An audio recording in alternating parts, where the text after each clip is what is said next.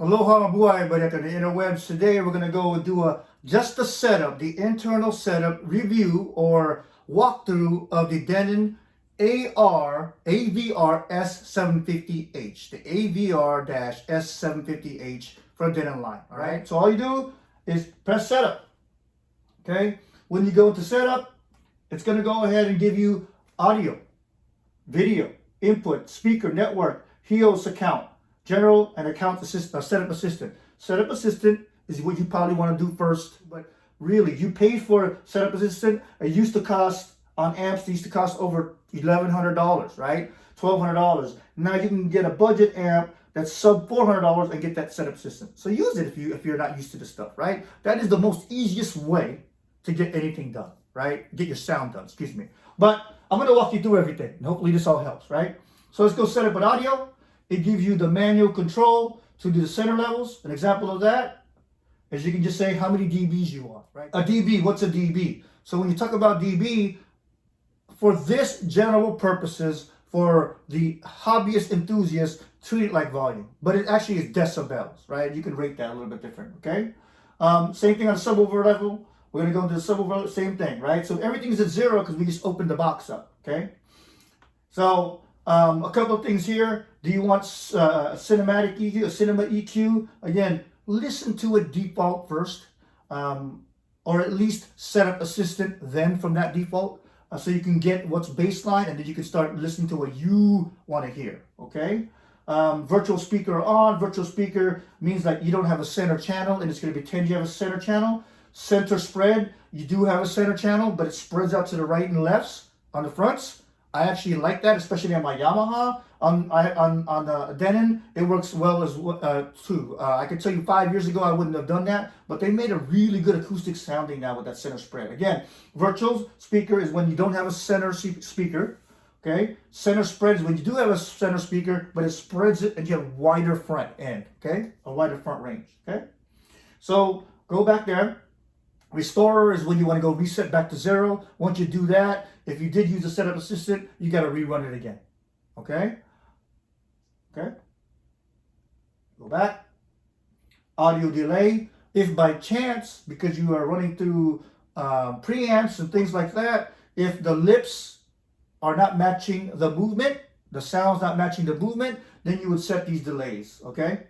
Right now it's on auto sync, so you're good. But if you went to adjust, you would have the, -1, -5 millisecond adjustment. Going back to the menu, all I'm doing is pressing back or I'm pressing setup. That's all I've been doing, okay? So go ahead and go to volume. Okay, so now scale. Scale is actually where you can go 0, 98 on a regular like volume, like 1, 2, 3, 4, 5. And then if I hit enter here, which I didn't, then it would actually give you the option to go to decibels. Some people like decibels, some people like volume. I personally like the volume. Makes it easier, but again, this is where you would do that, right? And then the limit, last time, it that tells you, how high you can go so that you don't go too high. I would say this is what they call kid resistant, or just if somebody doesn't know, because if you have neighbors and they don't understand you live in a certain place and you live in an apartment or whatever, you want to make sure they don't go higher than a certain volume that somebody can hear outside your front door. Okay, so it's defaulted off. Again, these are all default settings. Power on level means the last time you turned it off, it's going to go back to that level. Again, if I set it at 60, it'll go back to 60. Let's say I was sleeping, it was late at night, and I went to 40. When I turn it back on, it go to 40, and I got to move it to 60. Okay? And then the mute level, when you press mute on your remote or on your actual AV, it'll just go and tell you if it's, all the way down to 0, or do you only want 15% because, you just know your surroundings. All right? So now we'll go into video. Video. HDMI setup. Let's hit enter. So HDMI audio track. Is it the AVR? All right. What does that mean? So you can go and you can say AVR TV, AVR TV. So what you're going to do is that whatever's coming out, it's going to go into your TV. All right. And then if you go TV, it's going to go from your TV going out into here. Read about it. It's ARC, right, or eARC. Take a look at that.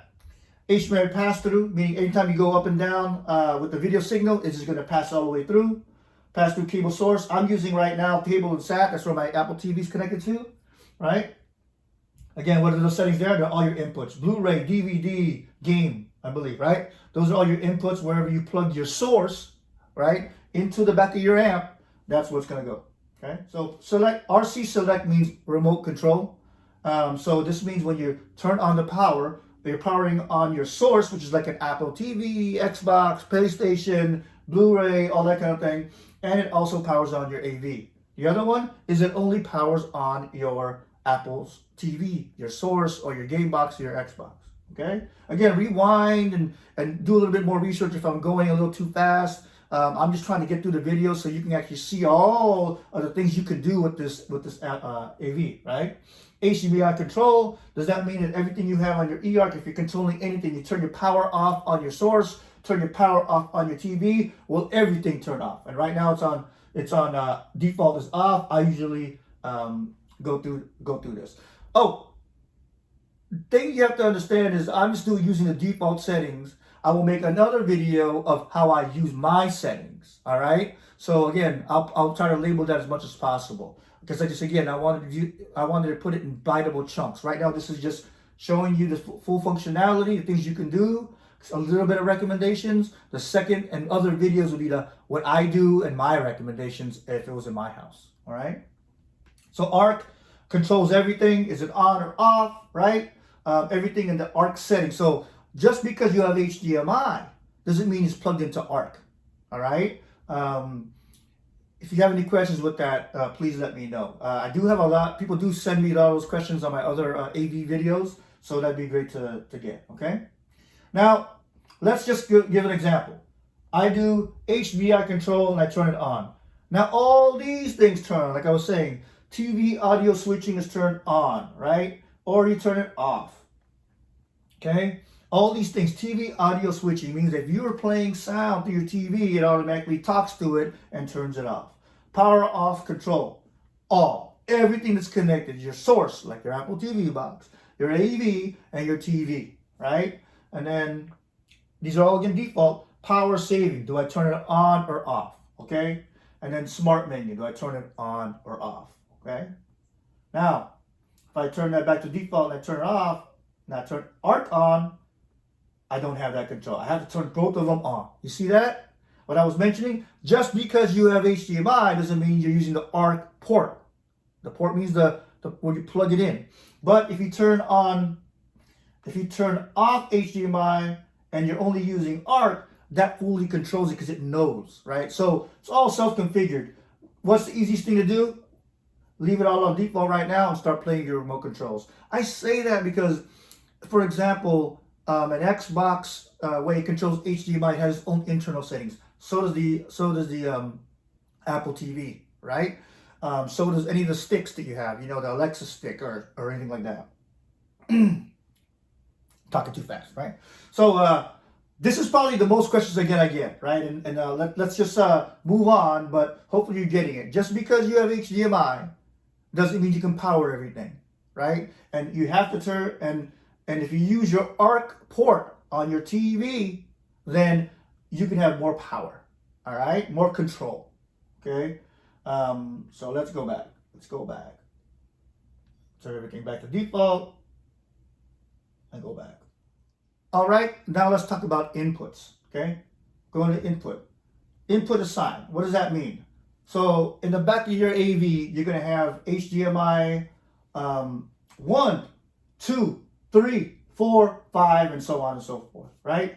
It's going to ask you, how are you connected, right? Because you can also have digital inputs, analog inputs, video inputs. What does that mean? Digital input is an optical cable, right? Analog input is RCA jacks.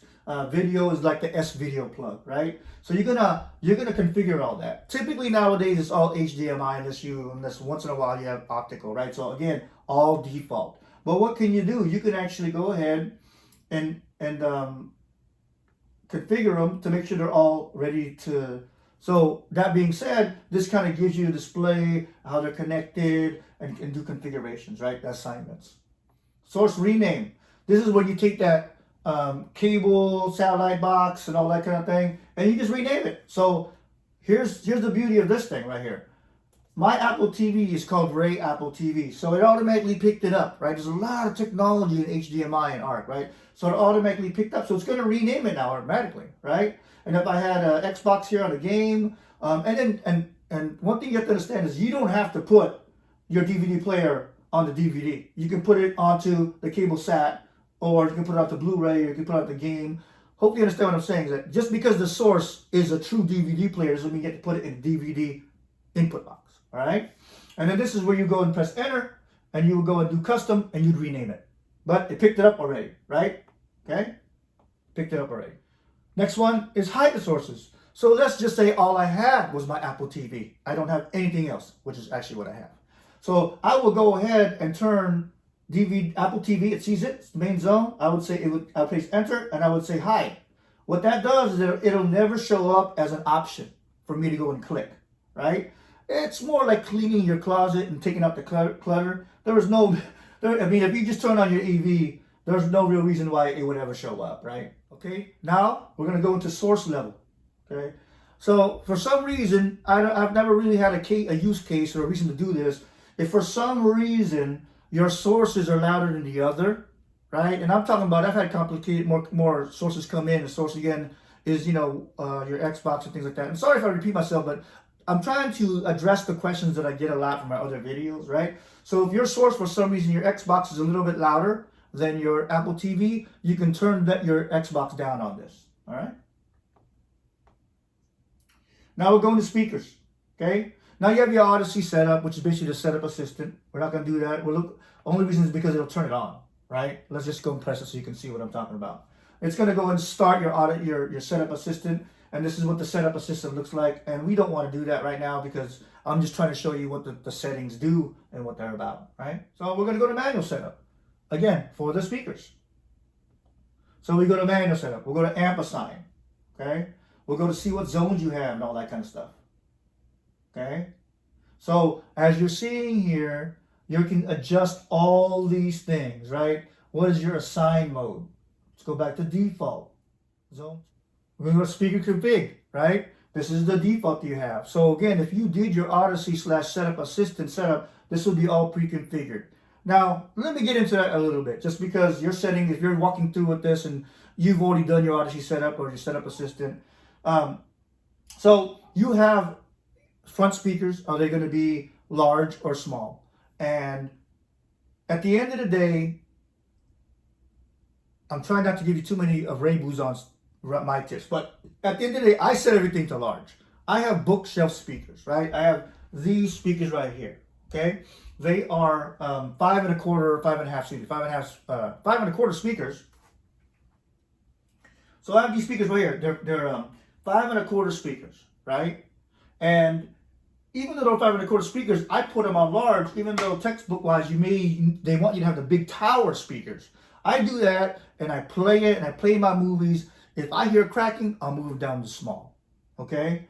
But that's just what, if you have the audio setting, it will go ahead and set up, it'll read the frequency. It's going to play a frequency from 20,000 hertz, I believe, to 20 hertz, right? From your sub signals to your top high signals, right? And it's going to say, can that speaker produce it the way Denon wants you to hear it? And if it can't, it'll move it to where it's going to be. Now, again, I just gave you my trick. I move them all to large because I have my setup right here, okay? And it asks you, do you have a subwoofer? Yes or no, okay? And that's do you have surround, small or large, right? And again, not trying to give you too much advice, but I'm just trying to explain what these are all about, just so we can get this video going. Now we're in distances. So in distances, if you run your setup assistant, your Odyssey settings, it'll already measure from where you put your microphone, your setup mic, of how far everything is at. And typically this is accurate. I live in a 1-bedroom apartment now, but when I lived in a loft, it was a little bit inaccurate because of all the echoing. So this is where you kind of will go and eyeball it or take a tape measure out to see the distance between the front speakers, the center speakers, the rear speakers, all right? Levels, okay? This is where you can do your test tones, right? Where the front speaker would play and it would have a sound like, and you can adjust it up and down, and it goes through all the speakers, right? And then you can adjust the decibels on it. Now, again, if you run your setup assistant, all that will be automatic, okay? Crossovers, the most, if you're an audiophile, you know exactly what your speakers cross over at. You know, bookshelves crossover, probably is up, 120 to range 120 to 80, right? This is where everything crosses over. The textbook is 80 hertz, right? From any speaker down to a subwoofer, meaning that you're gonna cut the signal from your front speakers at 80 hertz, and then your subwoofer will take it over. All right. THX, all those high-end movie theaters, that's where they sub it. They cross over at 80. But this is where you go ahead and take all your speakers and individually do everything, or just do everything at 80 hertz, right? And that's safe. That's safe. That's default. And the last one on the manual setup is the actual bass. LFE's low frequency, right? Low frequency.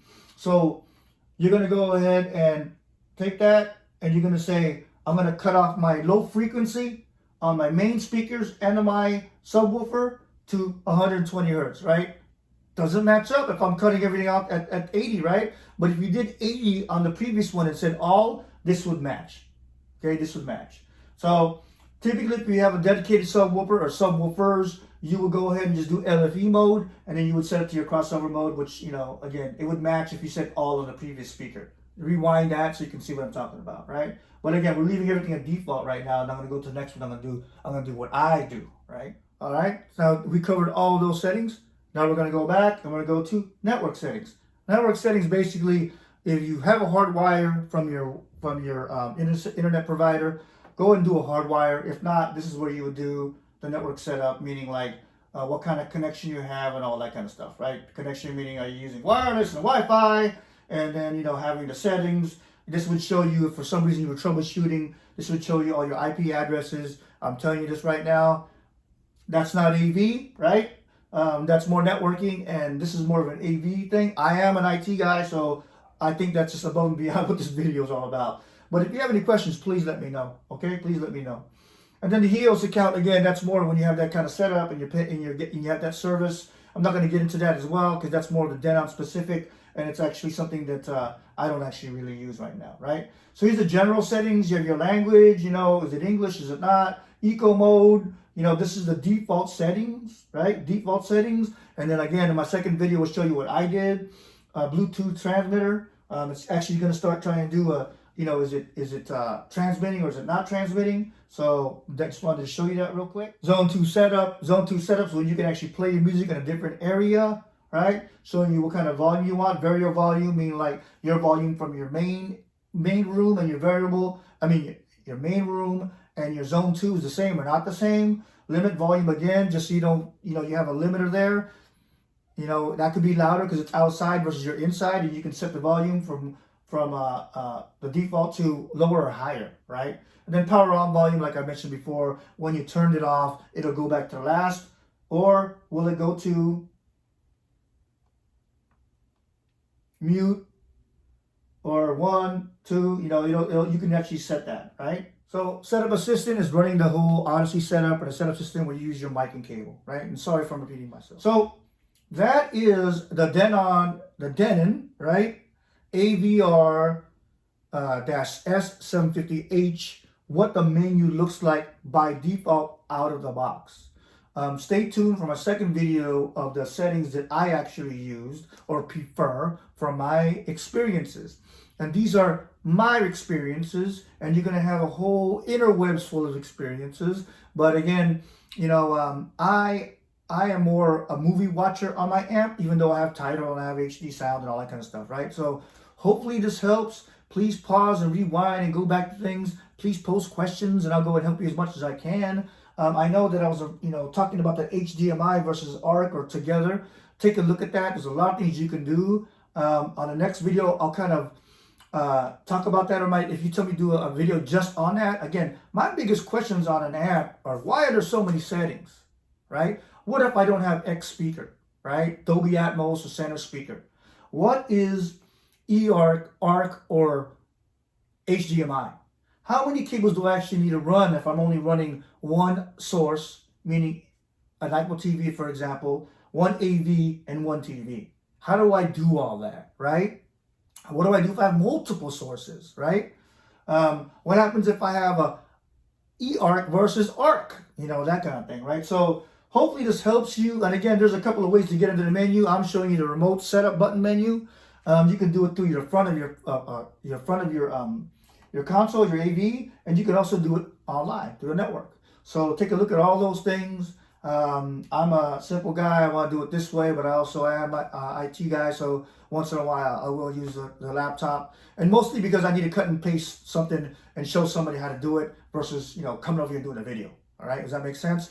On the laptop, you actually see the screens and all like that thing. So hope everything helps. If not, let's share information, because that's what YouTube and the interweb is for.